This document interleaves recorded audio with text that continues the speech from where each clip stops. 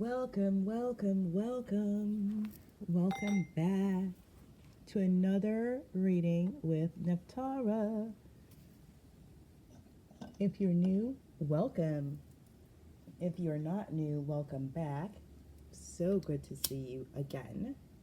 Love sharing energy with you.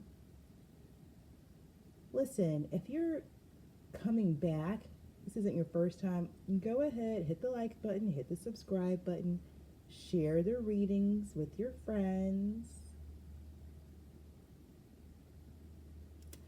This morning, it's giving Little Mermaid. I don't know what else to tell you. It's like insanity giving Little Mermaid, okay?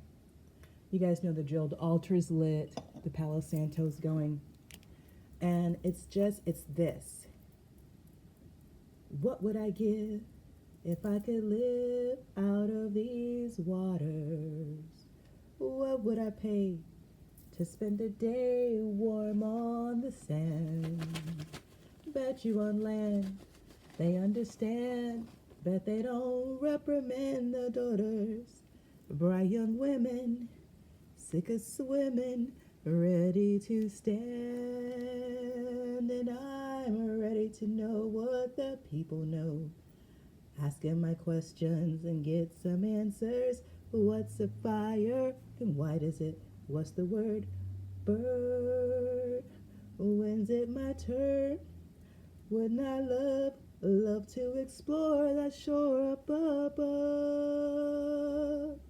out of the sea. Wish I could be part of that world. That's what it's giving all morning long. Okay, like whoa. So the best I can figure is there is somebody want to be a part of your world. Okay, they don't know how. And if you know this song, it's Little Mermaid, right? You know the song. It starts with her looking around at her little treasure cave, and she's like, "Look at this! Look at all these treasures. Wouldn't you think I'm the girl who has everything?" But she doesn't. She doesn't have everything, and she knows it, right? So there's somebody out there. I think if you looked at their life and be like, "Man, they have everything," but if you ask them, no, they don't. No, they don't. They don't. Okay, 4 runes today. Normally I like to go 3, but the elements are out here playing. Lagus for water, again. Isa for ice. We're starting to love Isa. We know it as cosmic coherence, that still point where we can meditate. Death, the tree of life, dreaming, magic. And I love seeing these two together, right? That's some potent stuff right there. And of course, Hagalaz, air for transformation. You're on some type of epic hero's journey. I love when I go to say something, they fill in the rest of the words for me. Okay? And just so you know, I don't sing, I'm not a singer, and I haven't seen Little Mermaid in forever. So to have that song be there literally all morning, it's like, okay, I really get it. I really get there's somebody singing that. There's somebody in this energy who's like, I want to be where you are. And looking at these runes, where you are, you're in a place of literal magical transformation. It's like you are in the void, but you've mastered the void. Okay, you mastered the void. Yeah, okay. Beautiful, beautiful, beautiful. I see it. I see it. Archangel Michael, legions of light, ascended masters, gods and goddesses, ancestors. Come on through. Y'all know what it is. Now, we might not know who this person is, or maybe we do. Maybe as I'm saying this, you know exactly who wants to be a part of your world, and you know exactly why they're not in it right now. That's you, though. That's on you. Here's what we're going to do. Let's get a goddess energy out here, and some oracle cards, and some tarot if need be. But just doing an energetic check-in, nah, we're in the void. We're in the in-between. You guys know Hakat, we're in Hakat's world right now. And there's somebody who's like, wherever they are, they ain't here. They ain't where you are. They're not where we are as a collective. And they want to be. They really want to be. Wherever they are, they have a lot of material goods. They have a lot of material wealth. They have a lot of stuff. They got stuff. Hey, Sif, what's up? You guys know Sif? A lot of people don't know Sif. Let's introduce you to this particular goddess. see the runes. She's Norse. So I love that she comes out. The Norse pantheon has really been going in. You know, I don't know about you guys, but I do walk with the Norse pantheon, and they really do come through. The keyword for Sif is caregiving. The affirmation, I actively engage in the care of others. I actively engage in the care of others. Sif has arrived as a call to you to help improve the lives of others. Even if it's in a small way, it can mean a lot to someone who's isolated or does not have a lot of support systems in place. You do not have to drop everything and help everyone, but you are being called to step up and aid others if you can do so. Sif understands that not everyone is in a position to be a caregiver. So another aspect of this card is allowing others to take care of you. It can be challenging to accept care, but there comes a time in everyone's life where outside assistance is needed. Your lesson is to accept the care and not feeling guilty about it or like your pride is wounded. Okay? Couple actions to take with this energy. Care for the fauna and flora at your local park by picking up rubbish. Okay? It's a way to care for others and yourself. Just go clean up the trash at the park. Bake some bread. Share it with your neighbors. I mean, if you live in that kind of hood, if you don't, please don't. Carry out a good deed for someone who needs some help. Look, y'all, it is that season, okay? But I'm telling you right now, the energy is you're the one who needs support. I'm going to be real straight, no chase with you. The energy is giving, you need support. You're at this still point. You're at a place where you're literally dreaming your magic, your magical help into place. And there are others who have material resources who want your energy. Now, you would think this would be a natural exchange, right? Well, I need what they have, and they need what I have. Let's exchange it. But there's something that's not allowing that to happen, okay? So let's be real about that too, okay? So it seems like some outside support is going to come in to help you. And again, this is, if you're in this collective, you've been caring for others. You've been serving people. You've been doing that work. It's time for someone to now come in and support you where you are in this place, this Isa space, okay? That's what time it is. And I think the challenge, if I can speak for us as a collective, our challenge tends to be because we're so used to being the one giving help, it can be challenging for us to receive help when it comes, okay? So let this be a gentle reminder to you that it's okay to ask for help. You guys know I homeschool my kids, and we do affirmations every week. Our affirmation every week is, it's okay to ask for help. It's okay to ask for help. So right now, I feel like as a collective, we need support in some way. And I think, I'm just going to channel. I'm not going to hold back. I'm just going to channel. Whoever this is, who's like, I want to be where the people are. I want to see them dancing. Walking around on those, what's that word again? Feet. Yeah. They had an opportunity to exchange with you. They had an opportunity to share their material goods with you while you gave them energy. They chose not to do that. And I think we've been seeing that in the readings so far, collective readings. Like these are people who saw what you had, and instead of offering to exchange, they're like, well, let's just go take what they have, and then I'll have all my treasures and their energy too. Then I really will have everything. But that's not how it works, right? Let's keep it Little Mermaid. Let's keep it Disney for a moment. That's not how it works.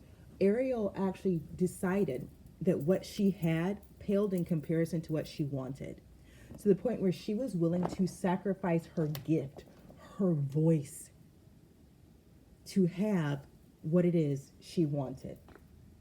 Now, there was an opportunity for these people out here singing Lil Mermaid. There was an opportunity for them to sacrifice something they had and not their gifts, okay? This ain't the Old Testament. We're not asking people to sacrifice their firstborn. No, we ain't doing that, okay? But there was an opportunity for them to sacrifice something in exchange for the energy that you possess. They chose not to do that. They tried to take it instead. Listen, the ancestors are not happy about it. I'm just straight channeling. They are not happy.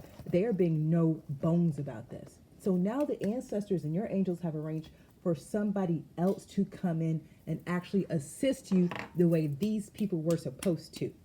Okay? Now they are literally locked and blocked out of your energy over there singing like Lil Mermaid.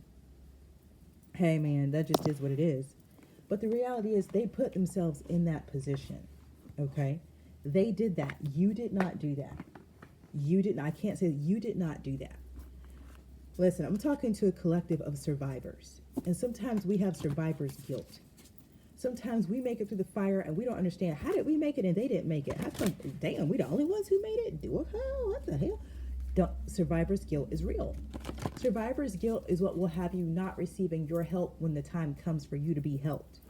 Okay?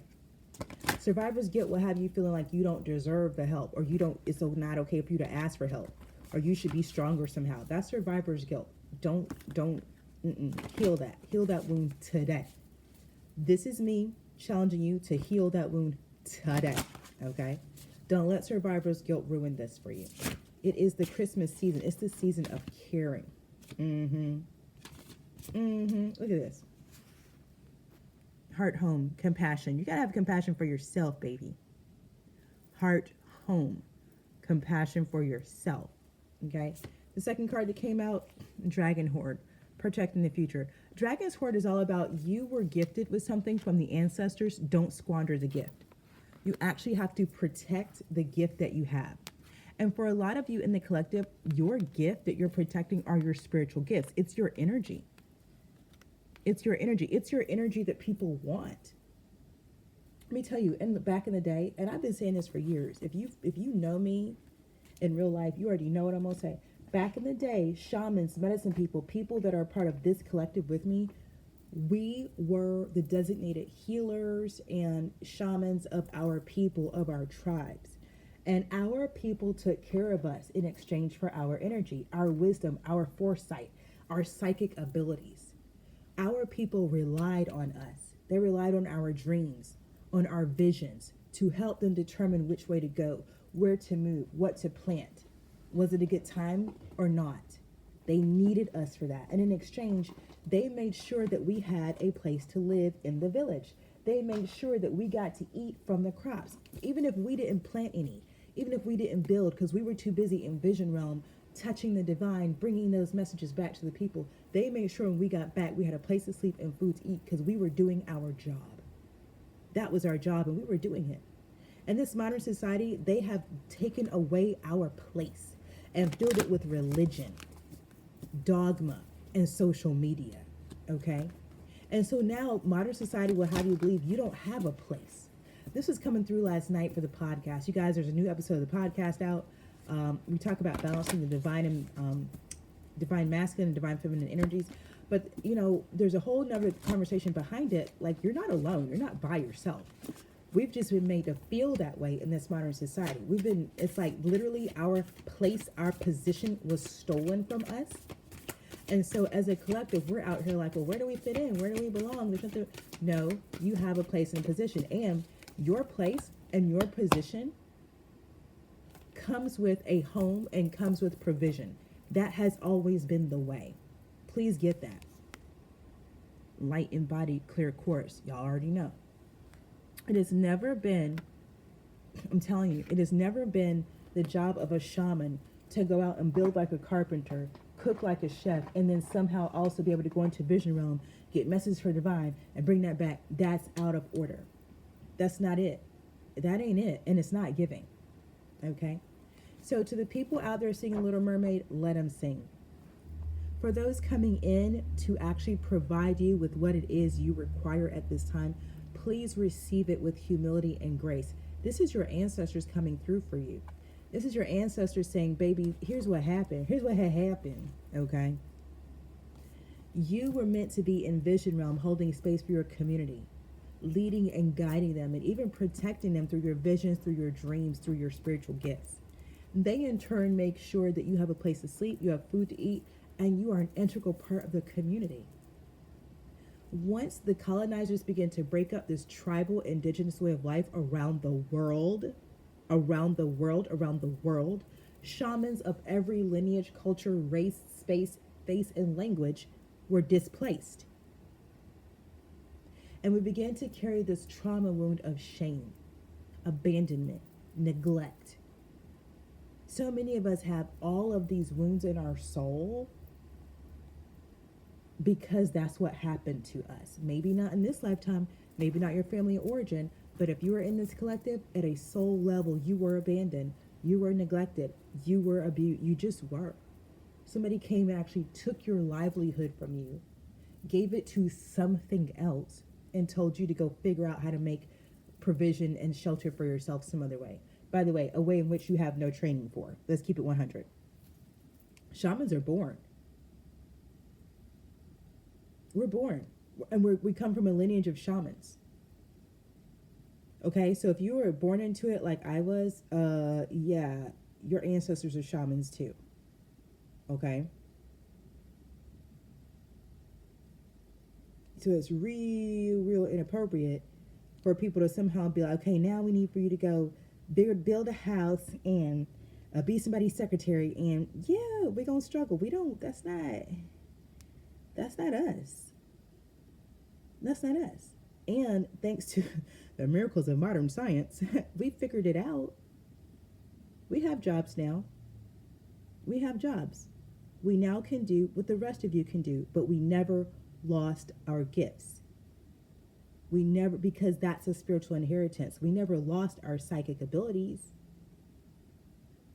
So now we're out here and we can do what you can do, and we have our psychic abilities. Yeah, a lot of people in their feelings about that.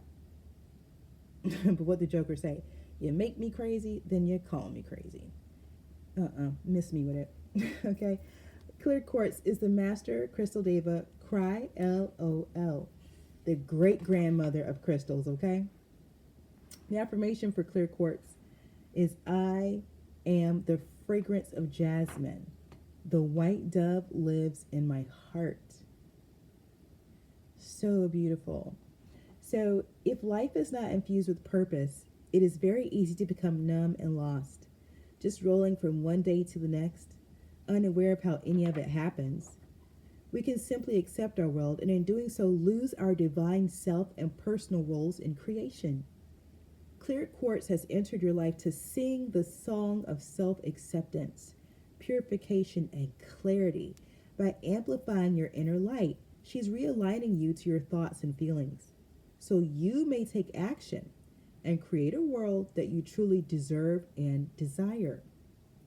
Clear quartz has come to remind you that the physical world can be perfect. She signals the beginning of a new age of you. Reset your goals. Write a list of the things that make you happy and dedicate time so they may exist physically in your life. The time has come to embody your light and activate your avenues of creation with skill and mastery. This is a powerful time for meditation and contemplation. Use it wisely and carry out your decisions with strength and knowing the white dove is with you. Y'all, there's so much there. I don't even know where to go. Let me just read the affirmation again. I am the fragrance of jasmine light. The white dove lives in my heart. Beautiful. It's just so pure. The color rays of this crystal are 91% clear and 9% white. Stunning. You know, there's so much in what I just shared. I have a lot of crystals, as you guys know. We've been dealing a lot with earth elemental, and yesterday stone people came out as a medicine card. And I have this big piece of clear quartz that I swear this quartz and I knew each other in another life, and we found each other again in this life. And I have it wrapped and I wear it as a necklace, and it has been resting for a year. And 2 days ago, it was like, I want you, come to me. And so I've been wearing this. It's a chunk, y'all. It's a chunk of clear quartz. I've been wearing this clear quartz around my neck, and I really have felt I'm reprogramming this crystal with the code of who I am now, right? Like we're relearning each other. Like I'm this new me, but the new me that I am is actually an ancient version of myself that this crystal already knew. If you understand what I just said, shout out to you. Okay, if you didn't, don't worry. You're on your path. You're going to be there. All right, what do you guys want to do for medicine? You just want to go into some tarot. Okay, let's do some tarot. All right, so right now, the stage is set for what it is and what it's not. The elements, water, air, are here to play. This is a time of stillness, of meditation. It's also a time of transformation. You're meant to be in your vision realm, okay? You're meant to be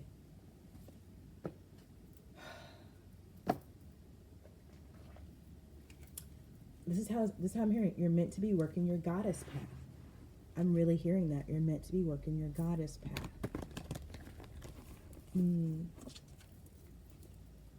Yeah.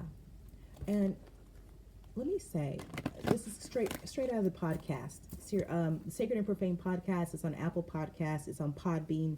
The Sacred and Profane podcast. You'll know it when you see it, I promise. Balancing the divine masculine and the divine feminine energies is not constrained by gender. Okay? And I say that a lot in the podcast episode. It's not anything to do with your body parts or what gender you identify with. That's not what we're talking about. We're talking about energy and essence, okay? Jumping. Yeah. So, you know, the more time you spend in meditation, which is what you really, you know, every reading has been about, you've got to get meditation. Ace of Swords, Ace of Air. The more you're going to be able to see the truth about something. And not just about something, but the truth in everything. Because I really feel like Pluto and Aquarius is like, we really get this eagle eye vision. We're really able to see a lot about everything. Okay, so I got the Ten of Cups or the Ten of Water out here, but it came out sideways. So I'm going to put it in the upright position, but here's what I'm going to say about it as I put it down. Your time in meditation is what's going to provide you the Ten of Cups. Okay, that Ten of Cups is not dependent on anything outside of you. It's really dependent on everything inside of you, because it has everything to do with how you see things. Okay, it's how you see things that's determining your Ten of Cups, not what you have. Okay, like Ariel. It's not whether or not you have a treasure trove full of stuff, Queen of Wands, Queen of Fire. It's how you view what you have, okay? All right. So, collective, you're coming out as the Queen of Wands. You're coming out in this passionate, fiery, confident energy. We've got the Four of Cups. Yeah, I love this. The Four of Cups, because it really is like, look at this, so you really understand what I'm saying. Missing an opportunity, discontentment, or boredom. Open your eyes to the possibilities. That's what the meditation is for. There's something that's right there that you're not seeing because of context or perspective, okay? So I really want you to really, really get this. The Magician in reverse. Yeah, you're feeling like something is holding you back. You're feeling like there's external forces working against you, and that's why you don't have what you want. It's not true. What's working against you is your perspective. It's your context. Okay. Thank you for that, Archangel Raziel. Thank you so much. Yeah, you're the magician. It really, right now, it really is whatever you say. So you have to be careful about what you're saying. Okay. Thank you, Archangel Gabriel. You want to say, y'all, I can't make this up. Awakening. Look at things from a different perspective. You have to say what something is. Nothing else can dictate what it is. But if you are not willing to dictate what it is, it will default into what other people are saying it is. Does that make sense? Can y'all follow along with what I'm saying? You are literally creating your world. This isn't a bumper sticker. I'm not telling you something to feel good. I'm not preaching on Sunday morning. This is the truth. You're creating your reality. I'm asking you to be responsible for it by getting out in nature, meditating, getting still, getting quiet, and creating the reality you want. It's right in front of you. It's yours if you want it. Okay, Queen of Swords. All you have to do is decide, I want this. And then it's yours. It's yours. Just, all you gotta do is want it. It's yours. It's gonna be exactly what you want it to be too. Okay? So, Eight of Cups reverse. There's something you don't want to let go of. Okay, fine. Don't let go of it. But you got to be responsible for you didn't let go of it. You see what I'm saying? You don't know. No one's going to take it from you. No one's going to make you do anything you don't want to do. It's not that kind of party. Not anymore. You're the teacher. You're the parent. You grew up. You're the God in your life. You're on your goddess path. You're creating as you go. If you're not creating, you're literally left with what somebody else wants you to have. Okay? But you got to create. You got to create. Whatever you were dealing with, it's over now. It's over. What matters is how you see things. And you want to be very, very clear that things are good. Things are good. Stop thinking the worst. Things are good. You made them good. Now, all you have to do is meditate daily so you can maintain that truth. Thank you, Archangel Shamael. You want to maintain the truth that things are good. Okay? All right. I mean, like, I feel like I'm repeating myself. Hopefully you guys are getting, like, hopefully you're picking up what I'm laying down. Literally. This really is, the only thing in your way is you. And the part of you that's in your way is your thoughts, because you've been through so much. I'm hearing trauma and pain. And now your brain has just kind of been conditioned to trauma and pain. So you just have to rewire your brain. So whatever's going to help you do that, love on yourself, self-care. Those cards have been coming out a lot. Get in nature. Allow others to care for you. Stop trying to care for others. This is a time for you to receive, time for you to heal. It's not selfish to love yourself. What else can I say? We're going to get a Dreamscape Oracle, and I think we're going to leave this reading here because it's pretty straightforward. Like, it really is, like, you're creating all of it. You're creating all of it. And I really feel like we want to stick with the Little Mermaid. If you look around, you do have everything. There might be something else you want, but are you prepared to sacrifice what's required to have it? And let's be clear, you don't have to, Ariel didn't have to go to Ursula. You see what I'm saying? At the end, it was her dad who gave her what she wanted anyway. Y'all understand that? Y'all know the story. Ursula gave Ariel the shadow version of what she wanted. The version of what she wanted that could always be stolen and taken away. The version of what she wanted that she could be tricked out of. The version of Ariel's desires, the wish fulfillment that Ursula gave, Ariel could be tricked out of. Because what's her name? Ursula came in as Vanessa and slid up in there and was the one actually marrying Eric. Because it wasn't real. King Triton gave Ariel the real wish fulfillment. Okay? Don't be fooled by thinking that you're going to get what you want from the shadow realm. It's the shadow realm. You can always be tricked out of it. It's shadows. It's smoke and mirrors. If you really want it, you want it from a different source, okay? And at the same time, there is an opportunity for you to be content with what you have. So there's a lesson for Ariel in that as well, okay? And, you know, if you know the real story of the Little Mermaid, you know it's all those stories are really macabre and disturbing. But that's what I said. Let's keep it Disney. Let's keep it Disney for now. The gate. Portals appear at the corners of our eyes, which we can almost visualize if we squint. Some who see these portals know them for what they are. They have the gift of opening the small tear in the fabric of the world's material at will. The woman at the gate steps towards the rip, and her fingers find the edges of the gate. She reaches out and traces the portal's edges, and gently she tugs the sides apart. The space opens. The air's salty scent teases the corners of her lips as the soft sounds of ocean waves flow into our world.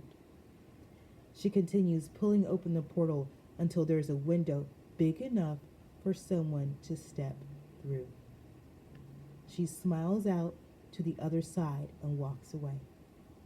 The portal is open and now waits to welcome the traveler. Look deeper into your situation. What you want lies on the other side. Just step through. You guys, I'm going to leave this reading here. If you like the way I read, please like, comment, share, subscribe. Obviously, water is very significant. If you live near water, please take a walk near water, take a salt bath, take a shower, whatever you need to do to get into this water energy. It's a lot of feelings flowing out here. But please, please, please know this is all about you protecting the future. This is about your spiritual gifts, your inheritance. Okay? Apparently, you can open portals, and I mean that. You walk through portals, you open portals. It's a very, very desirable gift. It's a very, you're a guardian of the gate. You are a guardian of the gate. You are a gatekeeper and you are a key. Okay? Please meditate. Please choose to see that you're creating your own reality. Please choose to see that you do have everything. And if there's something else that you want, you can have that too. Okay, my loves? Trust your process, trust your path, trust your purpose. Ashe.